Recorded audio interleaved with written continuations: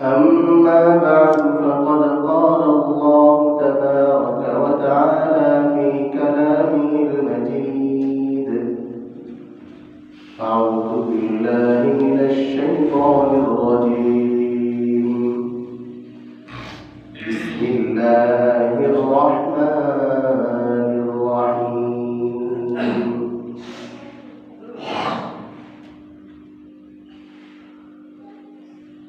لقد جاءكم رسول من أنفسكم عزيز عليه ما عنتم حريص عليكم بالمؤمنين رؤوف رحيم فإن تولوا فقل حسبي الله لا إله إلا هو عليه توكلت وهو رب العرش العظيم.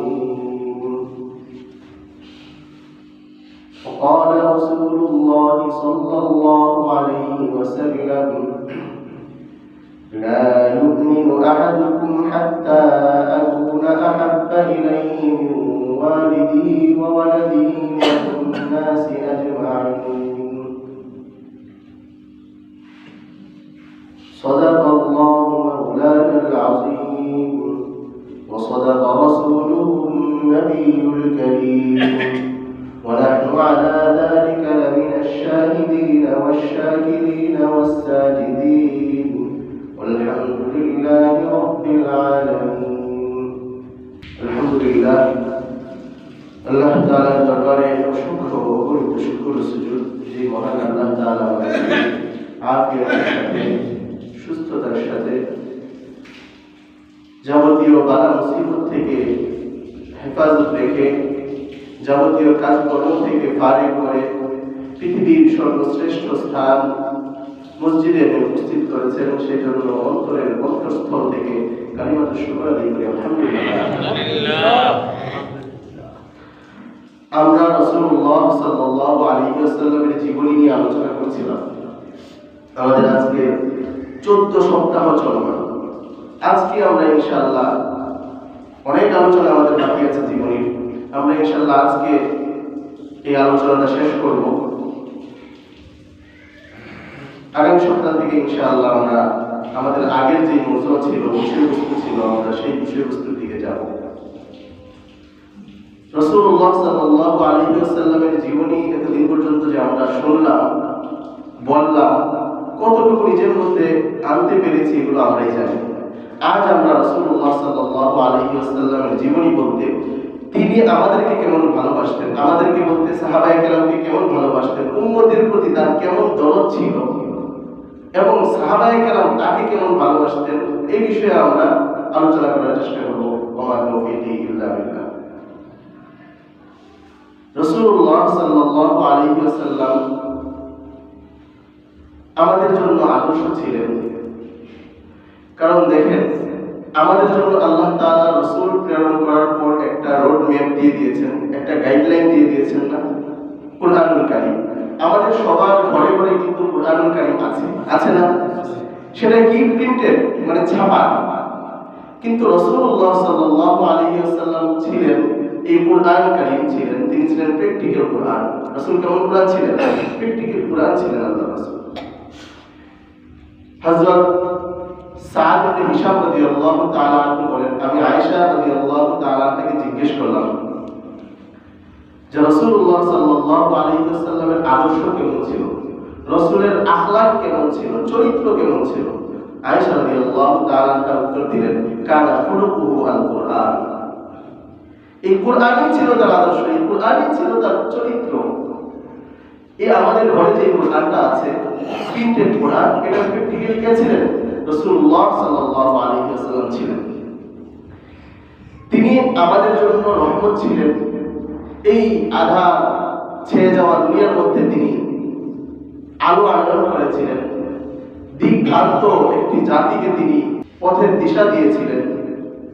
আল্লাহ রাসূল সাল্লাল্লাহু আলাইহি ওয়াসাল্লাম প্রতিটি জায়গায় জায়গায় আমাদের উপর ইহসান করে গিয়েছেন, উম্মতের উপর ইহসান করে গিয়েছেন। সর্বপ্রথম এই উম্মতের উপর ইহসান হচ্ছে কার? মহান আল্লাহ তাআলা। আল্লাহ তাআলার পরে যে ব্যক্তি আমাদের উপর ইহসান করেছেন তিনি হচ্ছেন কে? আল্লাহ তাআলার পরে যিনি আমাদের উপর ইহসান করেছেন তিনি হচ্ছেন মুহাম্মদুর রাসূলুল্লাহ সাল্লাল্লাহু আলাইহি ওয়াসাল্লাম। আল্লাহ তাআলা নিজে বলেছেন যে আমি যে তোমাদের মাঝে পাঠালাম আমার নবীকে তোমাদের জন্য রহমত স্বরূপ পাঠালাম। শুধু আমি আপনি মুমিন শুধু আমাদের জন্য নয় পুরো বিশ্ববাসীর জন্য রহমত স্বরূপ পাঠিয়েছেন। আমরা গত সপ্তাহে বলেছিলাম বা আগের সপ্তাহে আল্লাহ রাসূল সাল্লাল্লাহু আলাইহি ওয়াসাল্লামকে পাঠিয়ে আল্লাহ তাআলা অনুগ্রহ করেছেন, তাই না? আল্লাহ বলেছিলেন সূরা আলে ইমরানের 164 নম্বর আয়াতে আল্লাহ তাআলা বলেছিলেন লাকাদ মান্নাল্লাহু আলাল মুমিনিনা ইয বা'আথা ফীহিম রাসূলাম মিন আনফুসিহিম, তাদের মধ্য থেকে রাসূলকে আমি তাদের মধ্যে পাঠিয়ে উপর আমি অনুগ্রহ করেছি। সূরাতুল আম্বিয়া 107 নম্বর আয়াতে আল্লাহ বলেন এখানে শুধু মুমিনদেরকে খাস করেন নাই, এখানে শুধু মুমিনদেরকে বিশেষিত করেন নাই, এখানে আল্লাহ তাআলা পুরো আয়াতকে করেছেন। আল্লাহ বলেন ওয়ামা আরসালনাকা ইল্লা রাহমাতাল লিল আলামিন, হে নবী আপনাকে আমি বিশ্ববাসীর জন্য রহমত স্বরূপ প্রেরণ করেছি, আপনি বিশ্ববাসীর জন্য রহমত।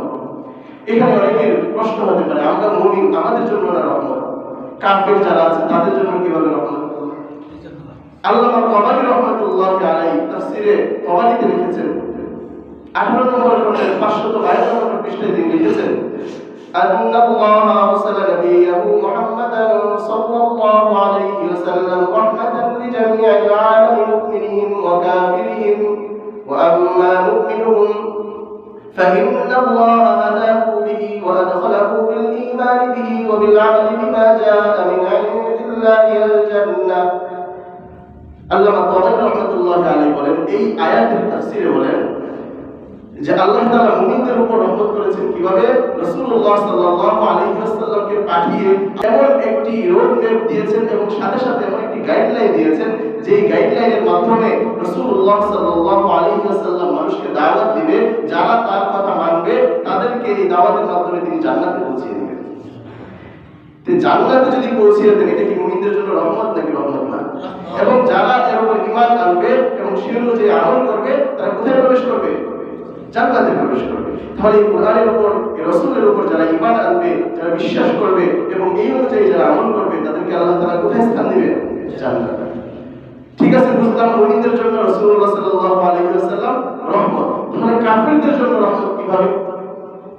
আল্লামা তাবারী রাহমাতুল্লাহি আলাইহি বলেন কাফিরদের জন্য রহমত হলো فإنه دفع به عنه عاجل البلاء الذي كان ينزل بالأمم المكذبة رسلها من قبل।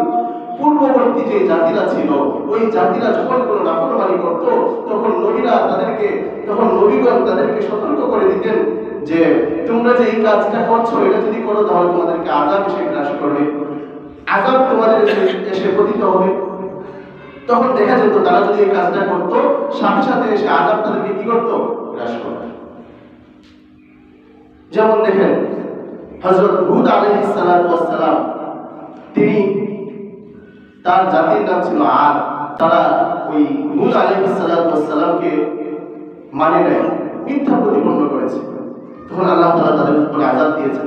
যেমন সূরাতুল ফুসসিলাতের 15 এবং 16 নম্বর আয়াতে 15-16 নম্বর আয়াতে আল্লাহ তাআলা বলে দিয়েছেন তাদের এই কর্মকাহিনী তারা কিভাবে কি করেছে। আল্লাহ তাআলা বলেন وَأَمَّا عَادٌ فَاسْتَكْبَرُوا فِي الْأَرْضِ بِغَيْرِ الْحَقِّ وَقَالُوا مَنْ أَشَدُّ مِنَّا قُوَّةً أَوَلَمْ يَرَوْا أَنَّ اللَّهَ الَّذِي خَلَقَهُمْ هُوَ أَشَدُّ مِنْهُمْ قُوَّةً।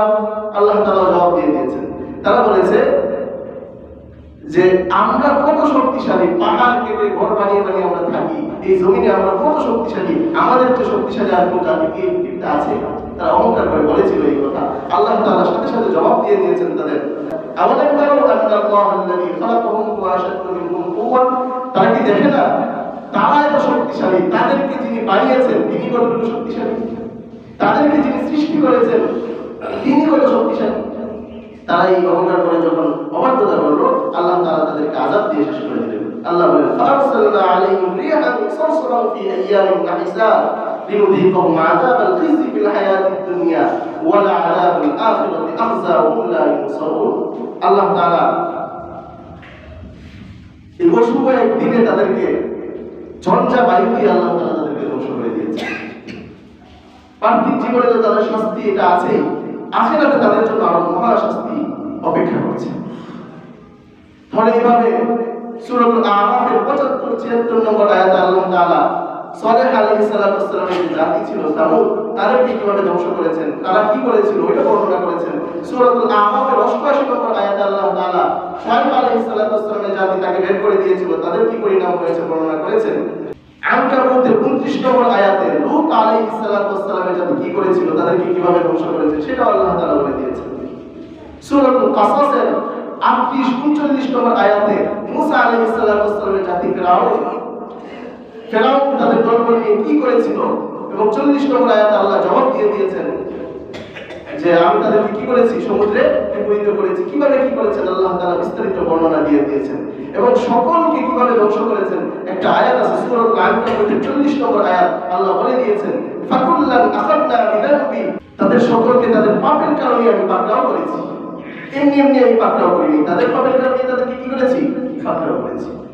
ফাকুল্লান আখাযনা বিযানবি ফামিনহুম মান আরসালনা আলাইহি হাসিবা, তাদের মধ্য থেকে এমন কিছু আছে যাদেরকে আমি এই পাথরের কুচি কুচি কণা দিয়ে তাদের উপর আমি কি করেছি, ঝড় পাঠিয়েছি, পাঠিয়ে তাদেরকে ধ্বংস করে দিয়েছি।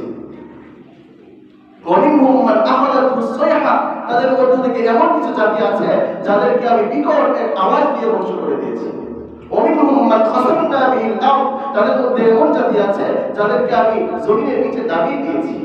ওয়ামিনহুম মান আগরাকনা, তাদের মধ্যে এমন জাতিও আছে যাদেরকে আমি সমুদ্রের তলদেশে ডুবিয়ে দিয়েছি। আল্লাহ পরে বলেন যে আল্লাহ তাআলা কারোর উপর জুলুম করে না, বরং তারা নিজেরাই তাদের নিজেদের উপর কি করত, জুলুম করত। তাহলে এই যে পূর্ববর্তী জাতিদেরকে আল্লাহ তাআলা ধ্বংস করে দিয়েছেন তাদের নবীর সাথে নাফরমানি করার কারণে, তাদের নবীর সাথে অবাধ্যতা করার কারণে আল্লাহ তাআলা তাদেরকে ধ্বংস করে দিয়েছেন। কিন্তু আমাদের রাসূলুল্লাহ সাল্লাল্লাহু আলাইহি ওয়াসাল্লামের উম্মত যারা তার সাথে নাফরমানি করেছে তাদেরকে আল্লাহ তাআলা কি করেন নাই, ধ্বংস করেন নাই।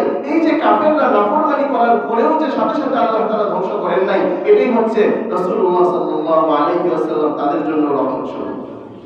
বুঝতে পারলাম? তাহলে রাসূলুল্লাহ সাল্লাল্লাহু আলাইহি ওয়াসাল্লাম আমাদের জন্য রহমত স্বরূপ, সকলের জন্য। তাহলে আমাদের আজকের যে আলোচনা, আজকের যে বিষয়বস্তু, সেটা হলো সর্বশেষ রাসূলের জীবনী সম্পর্কে এই বছরের জন্য। সেটা হলো রাসূল সাল্লাল্লাহু আলাইহি ওয়াসাল্লাম উম্মতকে কেমন ভালোবাসতেন এবং সাহাবায়ে কেরাম তাকে কেমন ভালোবাসতেন এবং আমাদের তাকে কেমন ভালোবাসা উচিত। বিষয়বস্তুটা বুঝতে পারলাম কিনা? রাসূলুল্লাহ সাল্লাল্লাহু আলাইহি ওয়াসাল্লাম উম্মতকে অনেক বেশি ভালোবাসতেন। কেমন ভালোবাসতেন যদি আপনি দেখেন, সূরাতুত তাওবার 128 নম্বর আয়াতে আল্লাহ তাআলা বলেন লাকাদ জাআকুম রাসূলুম মিন আনফুসিকুম আজিজুন আলাইহি মা আনিতুম হারিসুন আলাইকুম বিল মুমিনিনা রাউফুর রহিম। আল্লাহ তাআলা বলছেন যে তোমাদের মধ্য থেকে তোমাদের কাছে একজন রাসূল আমি পাঠিয়েছি। এই রাসূল জানতেন রাসূল নয়, এই রাসূল হচ্ছে এমন একজন রাসূল, তোমরা যদি কোনো যাতনায় থাকো, তোমরা যদি কোনো কষ্টে থাকো, তাহলে সবচেয়ে বেশি পীড়িত হবে এই রাসূল। কষ্টে কারা থাকে? আমরা যদি কষ্টে থাকি তাহলে সবচেয়ে বেশি কষ্ট কে পান? রাসূল পান। দেখেন, সন্তান যদি কষ্টে থাকে, সন্তান যদি কষ্ট পায়, তাহলে মা বাবা কষ্ট পায় না?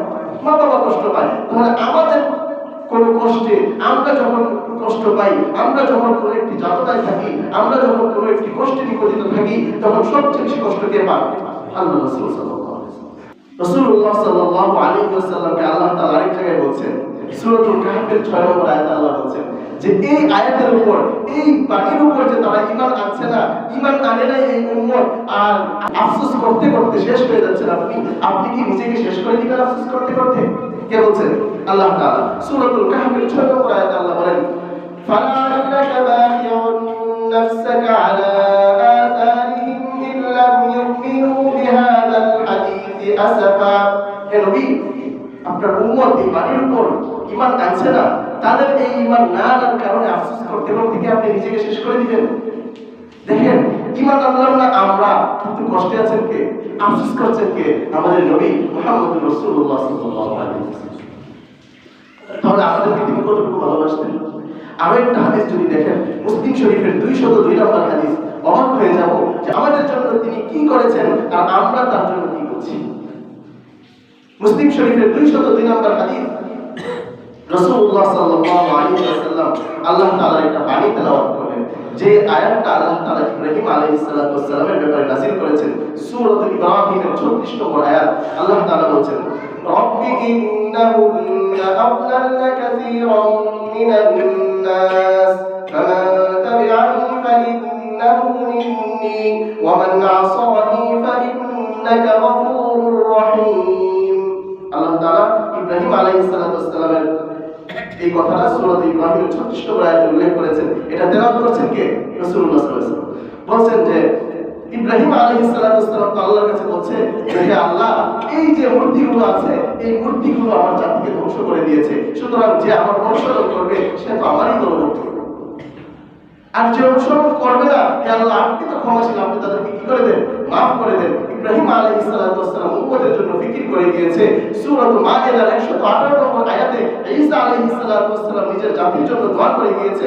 ঈসা আলাইহিস সালাতু ওয়াস সালাম বলেছে আল্লাহর কাছে, ইন তুআযিবহুম ফাইন্নাহুম ইবাদুক, হে আল্লাহ যদি এদেরকে তুমি শাস্তি দাও এরা তো তোমারই বান্দা, এদেরকে শাস্তি দিও না। ঈসা আলাইহিস সালাতু ওয়াস সালাম সুপারিশ করে গিয়েছে, কিন্তু আমি কি করলাম? আমি তো এখন কিছু করতে পারিনি। আল্লাহ রাসূল সাল্লাল্লাহু আলাইহি ওয়াসাল্লাম আফসোস করতে করতে তিনি ওরাফা ইয়াদাইহি, তার উভয় হাত উপরে উঠালেন। উপরে উঠে বললেন, আল্লাহুম্মা উম্মতি উম্মতি, হে আল্লাহ আমার উম্মত আমার উম্মত, মানে আমার উম্মতকে আপনি রক্ষা করেন। সাথে সাথে তিনি অবাকা, তিনি প্রস্তুত করে দিলেন। এখন তিনি কেন ক্রন্দন করছেন এটা কি আল্লাহ তাআলা জানেন নাকি জানেন না? আল্লাহ তাআলা জানেন। জিবরাইল আলাইহিস সালাতু ওয়াস সালামকে পাঠালেন, হে জিবরাইল যাও আমার বন্ধুর কাছে গিয়ে দেখো সে কেন ক্রন্দন করে, অথচ জেনে রেখো সে কেন কাঁদে, এটা আমি আল্লাহ ভালো করে জানি। জিবরাইল আলাইহিস সালাতু ওয়াস সালাম গেলেন, গিয়ে জিজ্ঞেস করলেন। জিজ্ঞেস করার পর তিনি বললেন কেন কাঁদেন। আবার এসে আল্লাহর কাছে বললেন, হে আল্লাহ এই জন্য কাঁদে, এই জন্য আপনার বন্ধু ক্রন্দন করছে। আল্লাহ তাআলা আবার পাঠালেন, ইলহাম ইলা মুহাম্মদ, মুহাম্মদ সাল্লাল্লাহু আলাইহি ওয়াসাল্লাম মুহাম্মদের কাছে তুমি যাও, গিয়ে বলো, ইন্না সানুদিকা ফি উম্মাতিকা ওয়ালা নাসুহু, অচিরে আপনার উম্মতের ব্যাপারে আমি আপনাকে সন্তুষ্ট করে দিব, আমি কখনো আপনার উম্মতের ব্যাপারে আপনাকে ব্যথিত করব না। তাহলে এই কথাটা যে আল্লাহ তাআলা পাঠালেন সংবাদ দিয়ে, কেন পাঠালেন? আমার রাসূলের ক্রন্দনের কারণে পাঠালেন, আমার রাসূলের আফসোসের কারণে পাঠালেন। তাহলে আমরা যে এই জিনিসটা পেলাম যে আল্লাহ তাআলা কখনো রাসূলুল্লাহ সাল্লাল্লাহু আলাইহি ওয়াসাল্লামকে আমাদের ব্যাপারে নিরাশ করবেন না, এটা কি আমাদের কোনো ক্রেডিট আছে নাকি এটা একমাত্র তার ক্রেডিট? একটা হাদিস আমি বলি, দেখেন আমাদের জন্য রাসূল কি করেছেন। মুসলিম শরীফের 2285 নম্বর হাদিস। আল্লাহ রাসূল সাল্লাল্লাহু আলাইহি ওয়াসাল্লাম বলেন, মাসালি ওয়া মাসালুকুম কামাসালি রাজুলিন আওকাদা নারা ফাজআলা আল-জানাদিব ওয়াল ফারাশ ইয়াকানা ফিহা ওয়া হুয়া ইয়াদুরুহুন্না ওয়া আনা আখিযুন বিহুজাতিকুম আন-নার ওয়া আনতুম তাফাল্লাতুনা মিন ইয়াদি।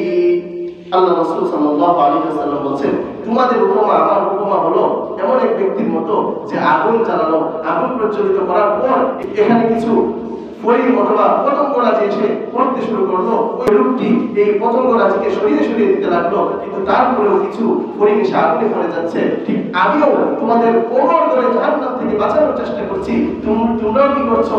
আমার হাত পাখি দিয়ে কেউ কেউ দিয়ে পড়ে যাচ্ছে। আল্লাহ রাসূল সাল্লাল্লাহু আলাইহি ওয়াসাল্লাম আমাদেরকে জাহান্নাম থেকে বাঁচানোর কত চেষ্টা করেছেন। আরো এক জায়গায় আল্লাহ রাসূল সাল্লাল্লাহু আলাইহি ওয়াসাল্লাম একটা কথা বলেছেন, মুসলিম শরীফের 199 নম্বর হাদিস। দেখেন এখানে কি বলেন। আল্লাহ রাসূল বলেন সাল্লাল্লাহু আলাইহি ওয়াসাল্লাম যে প্রত্যেক নবীকে আল্লাহ তাআলা এমন একটা দোয়া দিয়েছেন যে এই দোয়াটা নবী করলে সাথে সাথে আল্লাহ তাআলা কবুল করে নেবেন।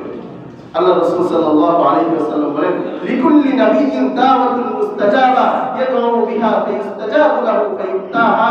প্রত্যেক নবীর জন্য আল্লাহ তাআলা এমন একটি মুনাজাত রেখেছেন, এমন একটি দোয়া রেখেছেন যে দোয়াটা করার সাথে সাথে আল্লাহ তাআলা কবুল করবেন। প্রত্যেক নবী স্বীয় স্বীয় উম্মতের জন্য কি করে ফেলেছে? ওই দোয়াটা করে ফেলেছে, আল্লাহ তাআলা ওইগুলো কবুল করে নিয়েছেন। আমাকেও এটা দেওয়া হয়েছে, ওই ইখতাবাতু দাওয়াতি শাফাআতান লি উম্মতি ইয়াউমাল কিয়ামা। আমি এই দোয়াটা করি নাই, আমি এই দোয়াটা কিয়ামতের ময়দানে আমার উম্মতের শাফাআতের জন্য, আমার উম্মত যদি কেউ জাহান্নামে চলে যেতে চায় তাহলে তার শাফাআতের জন্য আমি এই দোয়াটা করব, যেন আমার একটা উম্মত জাহান্নামে না যায়। আমার রাসূল আমার জন্য, আমার রাসূল আমার জন্য কতটুকু করেছেন, আমার রাসূল আমার ব্যাপারে কতটুকু চিন্তা করছেন, আর আমরা রাসূলকে কেমন ভালোবাসি। রাসূল উম্মতের জন্য করতেন, সাহাবায়ে কেরামকে রাসূল অনেক ভালোবাসতেন, সাহাবায়ে কেরামকে আল্লাহ রাসূল এত ভালোবাসতেন। হযরত মুআয ইবনে জাবাল রাদিয়াল্লাহু তাআলা আনহুকে আল্লাহ রাসূল সাল্লাল্লাহু আলাইহি ওয়াসাল্লাম পাঠালেন, ইয়েমেনে গভর্নর হিসেবে পাঠালেন। পাঠানোর আগে আল্লাহ রাসূল সাল্লাল্লাহু আলাইহি ওয়াসাল্লাম তাকে অনেকগুলো উপদেশ দিলেন। উপদেশগুলো সম্পর্কে একবার আপনাদের সাথে আমি আলোচনা করেছি। এই হাদিসটি মুসনাদ আহমদের 22052 নম্বর হাদিস। আল্লাহ রাসূল সাল্লাল্লাহু আলাইহি ওয়াসাল্লাম 10টা উপদেশ দিলেন মুআয ইবনে জাবাল রাদিয়াল্লাহু তাআলা। উপদেশগুলো দেওয়ার পর আল্লাহ রাসূল সাল্লাল্লাহু আলাইহি ওয়াসাল্লাম এগিয়ে দিতে গেলেন কাকে, যে ইয়ামানে চলে যাবে, ইয়ামানের গভর্নর হিসেবে পাঠাচ্ছেন, ইয়ামানে চলে যাবে, তিনি সোয়ারের উপরে উঠে যাচ্ছেন আর আল্লাহ রাসূল হেঁটে হেঁটে যাচ্ছেন। যাওয়ার সময় আল্লাহ রাসূল সাল্লাল্লাহু আলাইহি ওয়াসাল্লাম বললেন, বলছেন, ইয়া মুআয ইন্নাকা আসা আল্লাহ তালকানি বা'দা আমি হাদা, এই বছরের পর হয়তো আমাকে তুমি আয়েশা পাইবা না, এখানে আয়েশা হয়তো তুমি সবকিছু পাইবা। লাআল্লাকা আন তামুররা বিমাসজিদি হাদা ওয়া কবরি, তুমি হয়তো আয়েশা আমার মসজিদের পাশ দিয়ে অতিক্রম করবা, তুমি হয়তো আয়েশা আমার কবরের পাশ দিয়ে অতিক্রম করবা। হে মুআয, আয়েশা আমাকে আর তুমি পাইবা না। এই কথাটা কখন বলে? মুহাম্মদের হাদিসে চলে গেলে পরে এই কথাটা বলা হয়। আল্লাহ রাসূল সাল্লাল্লাহু আলাইহি ওয়াসাল্লাম সাহাবায়ে-কেরামকে এত ভালোবাসতেন এবং অসংখ্য উদাহরণ আছে। রাসূলের বলতে গেলে আমাদের কয়েক সপ্তাহ চলে যাবে, আমি লম্বা করব না। তাহলে আল্লাহ রাসূল সাল্লাল্লাহু আলাইহি ওয়াসাল্লাম সাহাবায়ে-কেরামকে, উম্মতকে অনেক ভালোবাসতেন, তাই না? যেই ভালোবাসার কোনো সীমা নাই। ঠিক সাহাবায়ে-কেরাম রাসূলুল্লাহ সাল্লাল্লাহু আলাইহি ওয়াসাল্লামকে ভালোবাসার দৃষ্টান্ত দেখিয়েছে না দেখায়নি? দেখিয়েছে। প্রথমত দেখেন, আল্লাহ রাসূল সাল্লাল্লাহু আলাইহি ওয়াসাল্লাম ঘোষণা দিয়ে দিয়েছেন, বুখারী শরীফের 15 নম্বর হাদিস। আল্লাহ রাসূল সাল্লাল্লাহু আলাইহি ওয়াসাল্লাম বলেছেন, লা ইউমিনু আহাদুকুম হাত্তা আকুনা আহাব্বা ইলাইহি মিন ওয়ালিদিহি ওয়া ওয়ালাদিহি ওয়ান নাসি আজমাইন। সন্তান সন্ততি, মা বাবা, পরিবার পরিজন, সব কিছু থেকে আমাকে যতক্ষণ পর্যন্ত একজন ব্যক্তি বেশি ভালো না বাসবে ততক্ষণ পর্যন্ত সে পরিপূর্ণ মুমিন হতে পারবে না। ওমর ইবনে খাত্তাব রাদিয়াল্লাহু তাআলা এর ঘটনা আছে। ঘটনাটা বর্ণনা করছেন হযরত আব্দুল্লাহ ইবনে হিশাম রাদিয়াল্লাহু তাআলা। ঘটনাটি বর্ণিত আছে বুখারী শরীফের 6632 নম্বর হাদিসে। তিনি বলেন, কুন্না মা'আন নবী সাল্লাল্লাহু আলাইহি ওয়াসাল্লাম ওয়া হুয়া আখিযুন বিয়াদি ওমর ইবনে খাত্তাব রাদিয়াল্লাহু তাআলা আনহু। হযরত আব্দুল্লাহ ইবনে হিশাম রাদিয়াল্লাহু তাআলা আনহু বলেন, আমি একদিন আল্লাহ রাসূল সাল্লাল্লাহু আলাইহি ওয়াসাল্লামের সাথে ছিলাম। আমরা যখন আল্লাহ রাসূল সাল্লাল্লাহু আলাইহি ওয়াসাল্লামের সাথে ছিলাম তখন তিনি হযরত ওমর ইবনে খাত্তাব রাদিয়াল্লাহু তাআলা আনহুর হাতে ধরে হাঁটছিলেন। কিসে ধরে? হাতে ধরে উনি হাঁটছিলেন। ওয়া আখিযুন বিয়াদি ওমর ইবনে খাত্তাব রাদিয়াল্লাহু তাআলা হাতে ধরে যখন হাঁটছিলেন, আল্লাহ রাসূল হাতে ধরেছেন ওমর ইবনে খাত্তাব রাদিয়াল্লাহু তাআলা। তিনি একটু আবেগপ্রবণ হয়ে গিয়েছেন, আবেগপ্রবণ হয়ে বলছেন, ফাকালা লাহু ওমর রাদিয়াল্লাহু তাআলা আল্লাহ রাসূলকে বললেন, লাআনতা আহাব্বু ইলাইয়া মিন কুল্লি শাইইন ইল্লা মিন নাফসি। হে আল্লাহর রাসূল, পৃথিবীতে যত কিছু আছে সব কিছু থেকে আমি আপনাকে বেশি ভালোবাসি, শুধু আমার নিজেকে ছাড়া। মানে আমার নিজেকে যতটুকু ভালোবাসি এটা ছাড়া, এছাড়া যত কিছু আছে সব কিছু থেকে আমি আপনাকে কি করি? বেশি ভালোবাসি। এই কথাটা বলার পর আল্লাহ রাসূল বলেন, ফাকাল রাসূলুল্লাহ সাল্লাল্লাহু আলাইহি ওয়াসাল্লাম, লা ওয়াল্লাযী নাফসি বিয়াদিহি হাত্তা আকুনা আহাব্বা ইলাইকা মিন নাফসিক। হে ওমর, তুমি ততদিন পর্যন্ত পরিপূর্ণ মুমিন হতে পারবে না যতদিন পর্যন্ত তোমার নিজের চেয়েও বেশি আমাকে ভালো না বাসবে। এই কথা বলার পর ফাকাল লাহু ওমর রাদিয়াল্লাহু তাআলা তখন বললেন, ফাইন্নাহু আল-আন ওয়াল্লাহি লা আনতা আহাব্বু ইলাইয়া মিন নাফসি। হে আল্লাহর রাসূল, এখন আমি আপনাকে আমার নিজের থেকেও বেশি ভালোবাসি। ফাকাল নবী সাল্লাল্লাহু আলাইহি ওয়াসাল্লাম, আল-আন ইয়া ওমর, হে ওমর, এখন তুমি পরিপূর্ণ ঈমানদার হয়েছে। রাসূলুল্লাহ সাল্লাল্লাহু আলাইহি ওয়াসাল্লাম একদিন ঘরে ছিলেন। আয়েশা রাদিয়াল্লাহু তাআলা বর্ণনা করেন যে একজন লোক আসলো। আয়েশা বলতেছে, ইয়া রাসূলুল্লাহ, এটা তবরানী শরীফের 480 নম্বর হাদিস। একজন লোক এসে বলতেছে, ইয়া রাসূলুল্লাহ, আমি আমার সব কিছু থেকে আপনাকে বেশি ভালোবাসি। আমার পরিবারের কাছে যখন আমি থাকি আর আপনার কথা স্মরণ হয় তখন আপনাকে দেখার আগ পর্যন্ত আমি ধৈর্য ধারণ করতে পারি না। তবে আমার মৃত্যুর কথা আর আপনার মৃত্যুর কথা যখন আমার স্মরণ হয় তখন আমি ভাবি, ইদা দাখালতাল জান্নাহ, যখন আপনি জান্নাতে প্রবেশ করবেন, রুফিআত মা'আন নাবিয়্যিন, আপনি নবীদের স্তরে থাকবেন। আর আমি যখন জান্নাতে প্রবেশ করব তখন আমি খাশিতু আল্লাহ আরা, আমি ভয় করি যে আমি আপনাকে জান্নাতে গিয়ে হয়তো দেখতে পারবো। জান্নাতে যাবেন সাহাবী বলতেছেন, কিন্তু তিনি ভয় পেতেছেন কি, যে আমি হয়তো জান্নাতে গিয়ে আপনাকে দেখতে কারণ আপনি তো নবীদের স্তরে থাকবেন, তাহলে সাহাবায়ে কেরাম জান্নাতে যাওয়ার যে সৌভাগ্যবান মনে করতেন নবীকে দেখতে পারেন। মুসলিম শরীফের একটি হাদিস আছে, 2639 নম্বর হাদিস। একজন সাহাবী আনাস রাদিয়াল্লাহু তাআলা বর্ণনা করেন, যা রাজুলুন ইলা রাসূলিল্লাহি সাল্লাল্লাহু আলাইহি ওয়াসাল্লাম, একজন সাহাবী রাসূলুল্লাহ সাল্লাল্লাহু আলাইহি ওয়াসাল্লামের কাছে আসলেন, এসে বললেন, মাতাস সাআ ইয়া রাসূলুল্লাহ, হে আল্লাহর রাসূল কিয়ামত কবে আসবে? আল্লাহর রাসূল কি প্রশ্ন করলেন? হে আল্লাহর রাসূল কিয়ামত কবে হবে? তখন আল্লাহর রাসূল আবার পাল্টা প্রশ্ন করলেন, ওমা আ'দাতা লিস-সাআ, তুমি কিয়ামতের জন্য কি প্রস্তুতি গ্রহণ করেছো? আল্লাহ রাসূল পাল্টা প্রশ্ন করলেন সাহাবীকে, কিয়ামতের কথা জিজ্ঞেস করলে, কিয়ামত কবে আসবে, কিয়ামত কবে সংঘটিত হবে, তুমি কিয়ামতের জন্য কি প্রস্তুতি গ্রহণ করেছো? তখন সাহাবী উত্তর দিলেন, হুব্বুল্লাহি ওয়া রাসূলি, আল্লাহ এবং রাসূলের ভালোবাসা আমি আমার অন্তরের মধ্যে ধারণ করেছি। তখন আল্লাহ রাসূল উত্তর দিলেন, ফাইন্নাকা মা মান আহবাবতা, তুমি যাকে ভালোবাসো কিয়ামতের ময়দানে তুমি তার সাথেই থাকবে। এই কথা যখন বলছেন, রাবী বর্ণনাকারী আনাস রাদিয়াল্লাহু তাআলা বলেন, ঈমান আনার পর আল্লাহর রাসূল সাল্লাল্লাহু আলাইহি ওয়াসাল্লামের এই কথায় যতটুকু আনন্দিত খুশি আমরা হয়েছি, এর চেয়ে বেশি খুশি আর কোনো সময় হই নাই।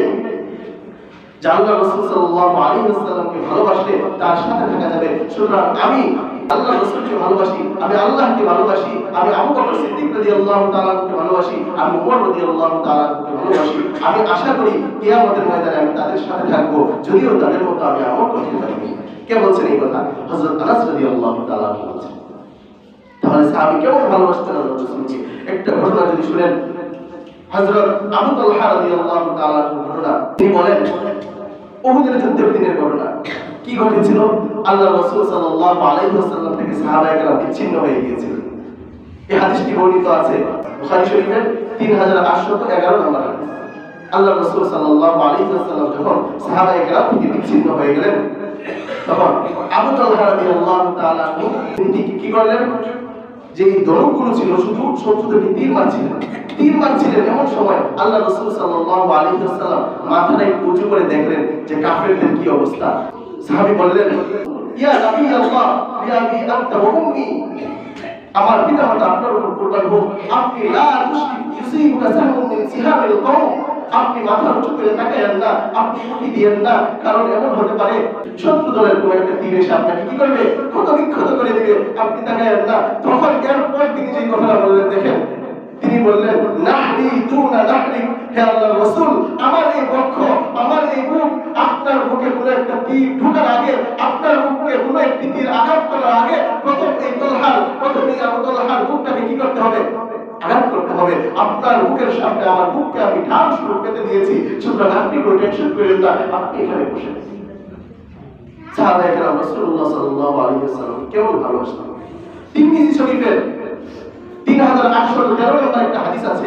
এই হাদিসের মধ্যে দেখেন, ওমর রাদিয়াল্লাহু তাআলা খেলাফতকালে একটি ভাতা দাবি হলো, তাদের জন্য সাহাবায়ে কেরামের জন্য, যে এই কিছু করে একজন সাহাবায়ে কেরামের জন্য ধার্য করা হলো। তিনি উসামা ইবনে যায়েদ রাদিয়াল্লাহু তাআলার জন্য ধার্য করলেন 3500 দিরহাম, আর নিজের ছেলে আব্দুল্লাহ রাদিয়াল্লাহু তাআলার জন্য ধার্য করলেন 3000 দিরহাম। তখন আব্দুল্লাহ রাদিয়াল্লাহু তাআলা এসে বললেন, হে আমার পিতা, আপনি তার জন্য ধার্য করেছেন 3500, আমার জন্য 3000, এটা কেন করলেন? তখন ওমর রাদিয়াল্লাহু তাআলা ছেলেকে উত্তর দিলেন যে, দেখো, উসামা তাকে তোমার চেয়ে বেশি ভালোবাসতেন আল্লাহর রাসূল, এবং উসামার বাবা যায়েদ তাকেও বেশি ভালোবাসতেন তোমার বাবার চেয়ে।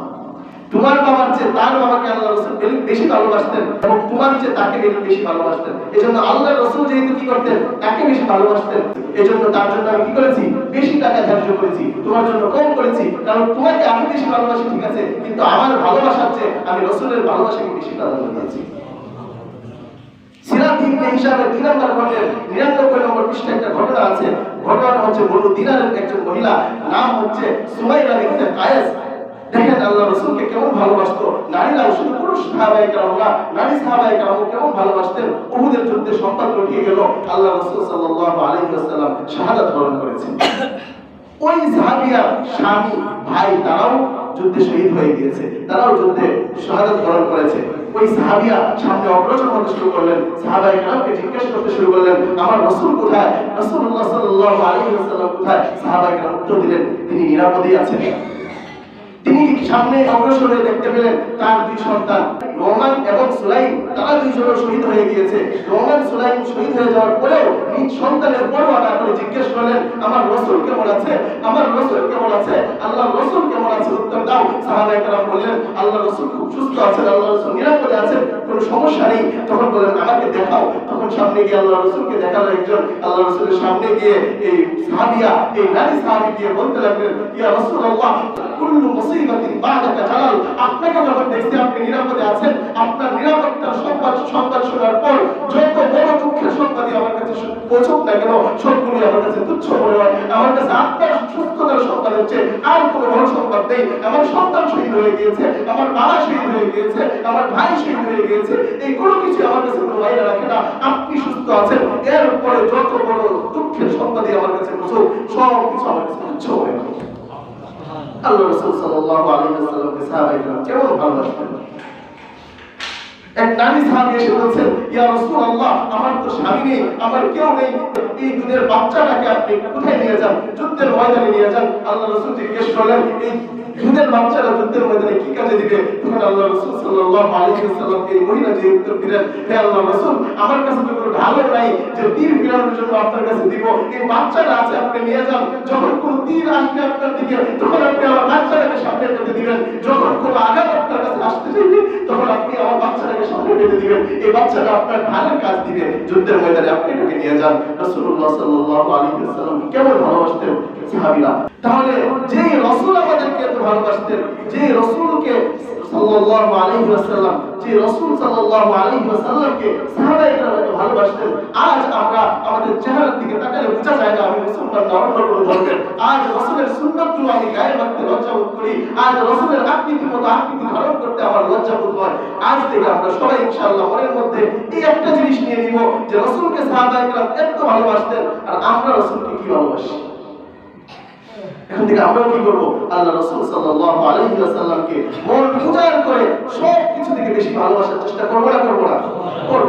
কারণ চেষ্টা যদি না করি, আমরা মুমিনের দাবি করি, আমাদের ঈমান আছে দাবি করি। আল্লাহ রাসূল সাল্লাল্লাহু আলাইহি ওয়াসাল্লাম বলেছেন, মুসলিমের 67 নম্বর হাদিস, বুখারী শরীফের 16 নম্বর হাদিস, রিওয়ায়াতের মধ্যে একটু ভিন্নতা আছে। আল্লাহ রাসূল সাল্লাল্লাহু আলাইহি ওয়াসাল্লাম বলেন, সালাতুন মান কুননা ফীহি ওয়াজাদা বিহিন্না হালাওয়াতাল ঈমান।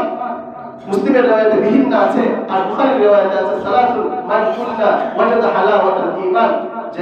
যে ব্যক্তি ঈমানের স্বাদ পেতে চায়, ঈমানের স্বাদ পেতে হলে তিনটা জিনিস তার মধ্যে থাকতে হবে। তিনটা জিনিস যদি তার মধ্যে না থাকে, সে কি পাবে না? ঈমানের স্বাদ পাবে না। প্রথম যে জিনিসটা বলছে সেটা হলো মান কানা আল্লাহু ওয়া রাসূলুহু আহাব্বা ইলাইহি মিম্মা সিওয়াহুমা।